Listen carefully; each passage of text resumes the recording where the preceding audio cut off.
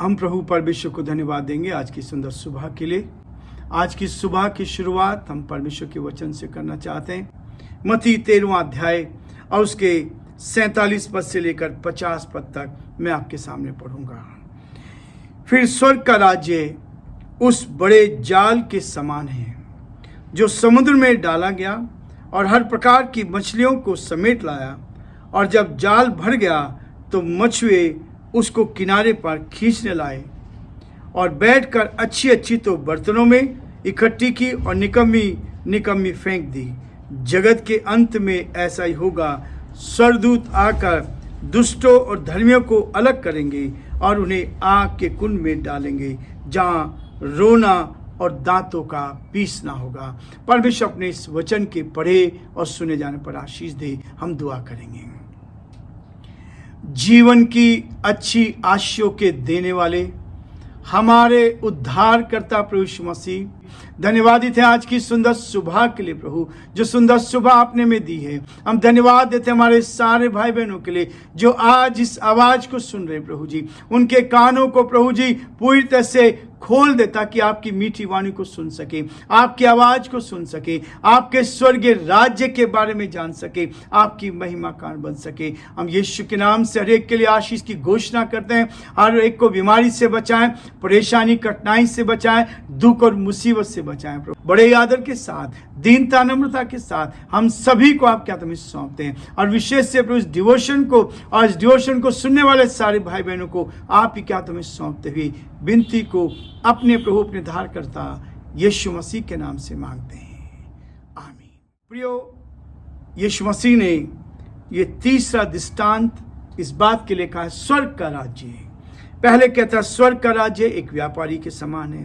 वो कहता है स्वर्ग का राज्य खेत में छिपे हुए धन के समान है। आज वो बता रहा है कि स्वर्ग का राज्य उस बड़े जाल के समान है, उस बड़े जाल के समान है।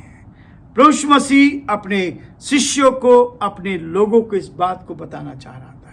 वो इस बात के लिए उत्साहित करना चाहता था, इस बात के लिए प्रेरित करना चाहता था ताकि लोग स्वर्ग के राज्य के बारे में जान सके कि स्वर्ग का राज्य कैसा है। समुद्र में जब लोग जाल डालते हैं और जाल डालने के बाद बताया गया कि बहुत सारी मछलियां उसमें मिक्स आती हैं, सब तरह की अलग अलग जाति की मछलियां आ जाती हैं। और फिर जो मछुआरे होते हैं किनारे पर उसको खींच के लाते हैं। जो अच्छी होती है उनको अपने बर्तनों में रखते हैं और जो खराब होती है उनको वापस फेंक देते हैं। यहाँ प्रभु यीशु मसीह ने एक दृष्टांत कहा। किस बारे में कहा? कि वो इस बात को कहता है कि जो अच्छी धर्मी और दुष्ट के बारे में बताया गया कि धर्मी कैसे होते हैं, जो सच्चाई पे चलते हैं, जो परमेश्वर के साथ जीवन जीते हैं, उनके लिए प्रभु कहता है कि लोग, धर्मी लोगों को वो अपने दाहिने हाथ रखेगा और जो दुष्ट लोग होंगे उनको बाएं ओर करेगा। इस बात का दृष्टांत कहा है, इस बात को बता रहा है कि 39 पद में कहता है जगत के अंत में ऐसा ही होगा। स्वर्गदूत आकर दुष्टों और धर्मियों से को अलग करेंगे। आज तो सब मिक्स है, आज तो कोई पता नहीं लगे धर्मी कौन है, दुष्ट कौन है। आज दुष्ट ज्यादा अच्छा दिख रहा है, वो आज ज्यादा बढ़ता चला जा रहा है, लेकिन धर्मियों का मालूम नहीं चलता कौन धर्मी है, कौन धर्मी है। प्रभु ने इस बात को बहुत स्पष्ट किया है और इस बात को कह रहा है। प्रभु यीशु मसीह लोगों को यह बताना चाहते थे कि सुसमाचार सभी लोगों के लिए है। हम सब लोगों के लिए संदेश देने के लिए, हर एक जाति के लिए, हर एक वर्ग के लिए ये संदेश है। प्रियो, वो इस बात को कहता है सब प्रकार के लोगों के लिए संदेश है। उसमें किसी प्रकार से ना ऊंच है, ना नीच है, ना जाति है, ना वर्ग है, कोई अलग नहीं है, किसी में भेदभाव नहीं है। प्रभु यीशु मसीह हमेशा इस बात को स्पष्ट करता है कि मसीह जीवन में जब लोग प्रभु को जानते हैं उनमें कोई भेदभाव नहीं। जो कोई सुसमाचार को सुनता है उसके लिए उसको आमंत्रित किया जाता है। कोई भी इस संदेश को सुन सकता है, कोई भी इस वचन को ले सकता है। सब अपने हृदय को धोकर शुद्ध कर सकते हैं। और बहुतों के लिए ये आमंत्रण है, निमंत्रण है, विजिटेशन है कि लोग आए और प्रभु के साथ विजिट करें, प्रभु की संगति में उसको चख के देखें, उसको चख के देखें। और उसके अपने जीवन में लें। जो लोग प्रभु यीशु मसीह के इस निमंत्रण को स्वीकार करते हैं, उसको सुनते हैं, उसको उसकी कलीसिया में शामिल होते हैं, उसके लिए इस दृष्टांत में प्रभु यीशु मसीह का विशेष इशारा है। वो कहता है वो धर्मी लोग हैं, वो स्वर्ग के राज्य में प्रवेश करेंगे। बहुत से लोग इस भ्रांति में रहते हैं कि मसीह परिवार में धार्मिक रीति रिवाज औपचारिकता है, धार्मिक रीति रिवाज औपचारिकता है, लेकिन यहाँ इस बात को बताता है कि हमारा प्रतिदिन हमारा कर्तव्य होता है कि हम प्रभु के साथ जीवन जिए, सच्चाई का जीवन जिए, ईमानदारी का जीवन जिए, पवित्रता का जीवन जिए, और तब उस जीवन को हम व्यतीत करते हैं इस पृथ्वी के ऊपर। कलीसिया में अच्छे और बुरे सभी प्रकार के लोग रहते हैं। प्रियो, इस बात को दर्शाया गया है कि कलीसिया में सभी प्रकार के लोग रहेंगे। कुछ अच्छे रहते हैं, कुछ बुरे रहते हैं। सबको अपने जीवन में निरंतर क्या करना, आगे बढ़ने के लिए कहा जाता है। उनको निरंतर आगे बढ़ना, अपने जीवन में आगे बढ़ते जाना है कि एक दिन प्रत्येक को परमेश्वर के न्याय सिंहासन के सामने खड़ा होना है, धर्मी को भी और अधर्मी को भी धर्मी को भी, दुष्ट को भी, दोनों को एक दिन परमेश्वर के न्याय सिंहासन के सामने उपस्थित होना है। वो दिन कभी भी आ सकता है, न्याय का दिन कभी भी आ सकता है, इसलिए हमें रोज तैयार रहने के लिए कहा है। वो इस बात को कहता है कि वो कभी भी वो दिन आ सकता है। उस दिन परमेश्वर के दूत धर्मियों और दुष्टों को इकट्ठा करेंगे, सबको अलग करेंगे। जैसे भेड़ और बकरी एक साथ रहती है, तो उसमें उदाहरण दिया गया, वो भेड़ों को अपने दाहिनी ओर और बकरियों को अपनी बाईं ओर रखेगा। इस बात को स्पष्ट करता है, और यही है परमेश्वर का वचन।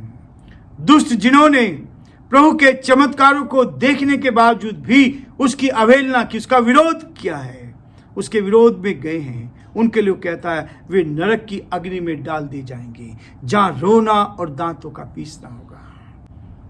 यहां बताया गया है जो दुष्ट है, जो इस संसार में रहकर गलत कार्यों में व्यस्त है, उनके लिए कहता है और उन्हें आग के कुंड में डालेंगे जहां रोना और दांत का पीसना होगा।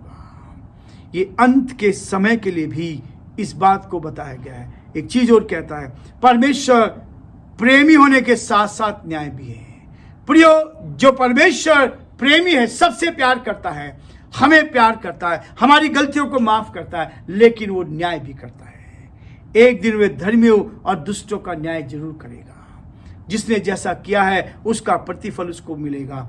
लोगों को हम जब इस बात को देखते हैं, जब लोग कलीसिया में आते हैं, उनके पास समय है, हमें जाकर प्रचार करना है, सुसमाचार का कुछ सुनाना है, गवाही देना है, लोगों को परमेश्वर के प्रेम के में शामिल करना है, उसकी संगति में लेकर आना है। और जो लोग बच जाएंगे, जो बच जाएंगे, उनके लिए प्रभु कहता है, हे अच्छे और विश्वास योग्य दास, तू थोड़े में विश्वास योग्य रहा, मैं तुझे बहुत सी वस्तुओं का अधिकारी बनाऊंगा।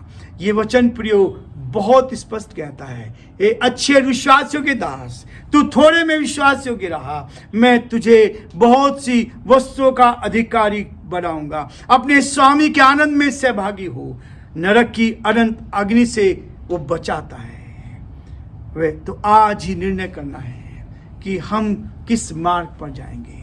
हमें संसार में रहकर गलत रास्ते पे जाना है, हमें चुनना है सच्चाई को, सत्य को और असत्य को। ये चुनाव हमारा है कि हम इस संसार में रहकर क्या करते हैं, उस नरक में जाना है या उस स्वर्ग राज्य में प्रवेश करना है। चुनाव हमारा है, किसी का दबाव नहीं, अपना चुनाव। आज मनुष्य को चुनाव दिया गया है, पाप में जीवन जीना है या अच्छाई में जीवन जीना है, सच्चाई पे चलना है या गलत कार्य पे, असत्य पे चलना है।